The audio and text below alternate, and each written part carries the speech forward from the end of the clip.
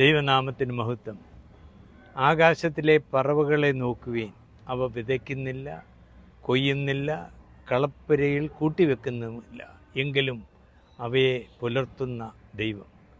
ഇത് പലപ്പോഴും ജീവിതയാത്രയിൽ നമ്മുടെ മുമ്പിൽ ചോദ്യചിഹ്നമായി നിൽക്കുന്നതാണ്. യേശുക്രിസ്തു ഈ ലോകത്തിലായിരുന്നപ്പോൾ തൻ്റെ ശിഷ്യന്മാരെ ഒരു പ്രാർത്ഥന പഠിപ്പിച്ചു. ആ പ്രാർത്ഥനയുടെ അവസാന ഭാഗം, ദൈവമേ ഞങ്ങൾക്കുള്ള ആഹാരം ദിനം പ്രതി നൽകണമേ. അതിനുശേഷം ഈ സൃഷ്ടിയിലേക്ക് നോക്കുവാൻ ദൈവം മനുഷ്യനോട് പറയുകയാണ്, ആകാശത്തിലെ കോടാനുകൂടി പറവകളെ പുലർത്തുന്നത് ഞാനാണ്, അതിനെ പോറ്റുന്നത് ഞാനാണ്.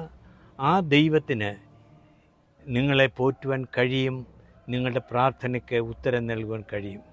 നിങ്ങളെ പട്ടിണി കിടത്തില്ല, നിങ്ങളെ വിഷമത്തിലേക്ക് നടത്തത്തില്ല. ഇത് തന്നെയാണ് ഇതിൻ്റെ അർത്ഥം.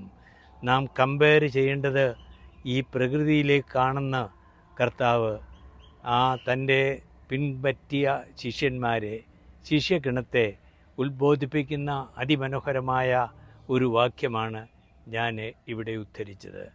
ദൈവം നമുക്ക് സങ്കേതമാകുമ്പോൾ, കോടാനുകോടി പുഷ്പങ്ങളെ ചമയിക്കുന്ന ദൈവത്തിന്, ഈ ജീവജാലങ്ങളെ പോറ്റുവാൻ കഴിയുന്ന ദൈവത്തിന്, തൻ്റെ സൃഷ്ടിയും തന്നെ സ്നേഹിക്കുകയും തന്നെ മകനും മകളുമായി അംഗീകരിച്ച ഈ വചനം കേൾക്കുന്ന നിങ്ങളെ എത്രയധികം കരുതുമെന്ന് നിങ്ങൾ ചിന്തിക്കുക. അതാണ് ദൈവസ്നേഹത്തിൻ്റെ ആഴമെന്ന് പറയുന്നത്. അതാണ് കർത്താവ് ഈ ലോകത്തിൽ വന്ന് തൻ്റെ ജീവനെ നിങ്ങൾക്ക് വേണ്ടി നൽകി. നിങ്ങൾ വിശ്വസിച്ച മാത്രയിൽ അവൻ്റെ മകനോ മകളോ ആയിത്തീർന്നുവെങ്കിൽ നിങ്ങളുടെ പേര് ജീവൻ്റെ പുസ്തകത്തിലുണ്ട്. ആ കർത്താവ് ആയിരം കോടാനുകോടി പുഷ്പങ്ങളെയും ജീവജാലങ്ങളെയും ചമയിക്കുകയും ആഹാരം നൽകുകയും ചെയ്യുന്ന ദൈവം നിങ്ങളെയും കാക്കും. നിങ്ങളുടെ ആവശ്യങ്ങളിൽ കർത്താവ് സഹായിയായിരിക്കുമെന്ന് ഉറപ്പ് നൽകുന്ന ഈ വചനത്തിൽ ആശ്രയിക്കാം. ദൈവം നിങ്ങളെ സഹായിക്കട്ടെ.